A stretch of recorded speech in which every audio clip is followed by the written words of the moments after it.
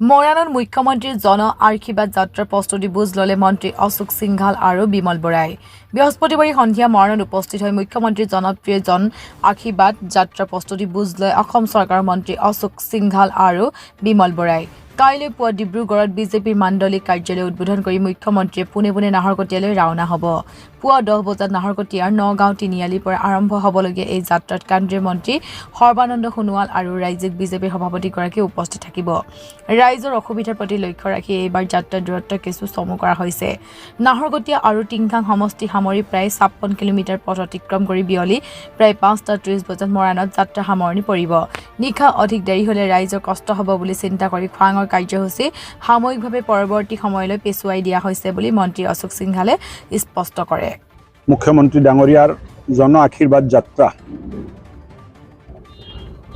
ধেমাজি জিলাত চলি আছে। বিপুল জনসমৰ্থন, অভূতপূৰ্ব সমৰ্থন প্ৰত্যেকটো যাত্ৰাতে তেখেত পাই আছে আৰু একদিনত কমেও 1,75,000 আৰু ওপৰত 3 লাখলৈ মানুহ তেখেতে এই জন আশীৰ্বাদ যাত্ৰাত ৰাইজৰ আশীৰ্বাদ পাইছে।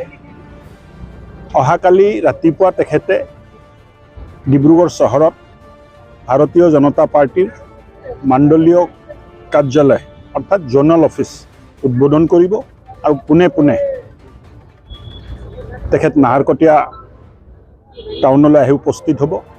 লগতে ডিব্ৰুগড় লোকসভাৰ সাংসদ কেন্দ্ৰীয় মন্ত্ৰী সৰ্বানন্দ সোণোৱাল ডাঙৰীয়াও থাকিব আৰু আমাৰ দলৰ ৰাজ্যিক সভাপতিও থাকিব।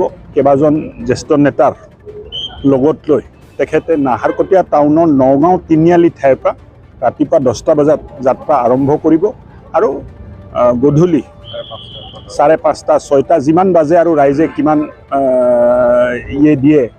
প্ৰথম দিনাটো যাত্ৰা 12:30টাত শেষ হ'ল, দ্বিতীয় দিনৰ যাত্ৰা 12টাত শেষ হ'ল। এতিয়া আমি ৰাস্তাটো অলপ কমাই দিছোঁ, নহ'লে ৰাতি বহুত দেৰি হ'লে ৰাইজে বহুত কষ্ট পায়। মৰাণ টাউনত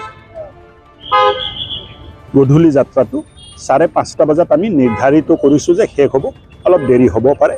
প্ৰায় 56 কিলোমিটাৰ কালি তেখেতে জন আশীৰ্বাদ যাত্ৰাত নাহৰকটীয়া আৰু টিংখাং সমষ্টি মিলাই যাত্ৰা কৰিব। তেতিয়া বেলেগ কোনোবা দিন কৰিব লাগিব, কাৰণ 56 কিলোমিটাৰ যাওঁতে যাওঁতে মোটামুটি মই ভাবোঁ যে প্ৰচুৰ লেট হৈ যায় আৰু খোৱাঙৰ কিছু মানুহ ওলাই আহি খোৱাং মাহমৰা ৰাইজ কিছু ওলাই মৰাণ টাউনলৈ আদৰিবলৈ ওলাই আহিব, আশীৰ্বাদ দিবলৈ ওলাই আহিব। আমি ৰাখিছিলোঁ যে খোৱাঙো কৰিম, আমি তেনেকুৱা এটা চিন্তাত আছিলোঁ। পিছত দেখিলোঁ যে খোৱাঙৰ মানুহে বহুত কষ্ট পাব ৰাতি দেৰি হৈ গ'লে, সেইকাৰণে পিছত এদিন কৰা যাব। আহি আমাৰ ডিব্ৰুগড়ত জন আশীৰ্বাদ যাত্ৰাত অংশগ্ৰহণ কৰিব। নাহৰকটীয়াৰ পৰা আৰম্ভ হ'বলগীয়া এই যাত্ৰাই প্ৰায় 60 কিলোমিটাৰ দূৰত্ব সামৰি ল'ব।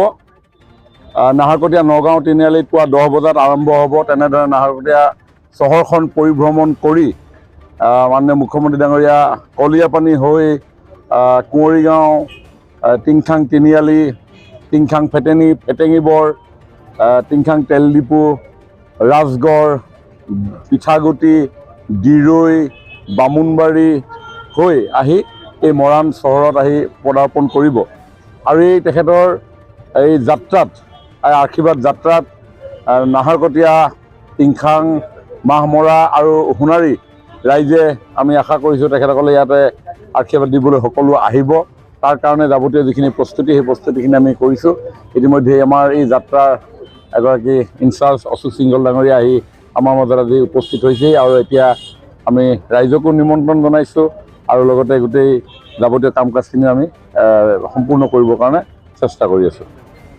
খান TVS মৰাণত উপলব্ধ TVS king EV Max 3 wheeler self service part আৰু ফাইনেন্স উপলব্ধ। যোগাযোগ নম্বৰ 9435132079, 8011607996, 93650922428।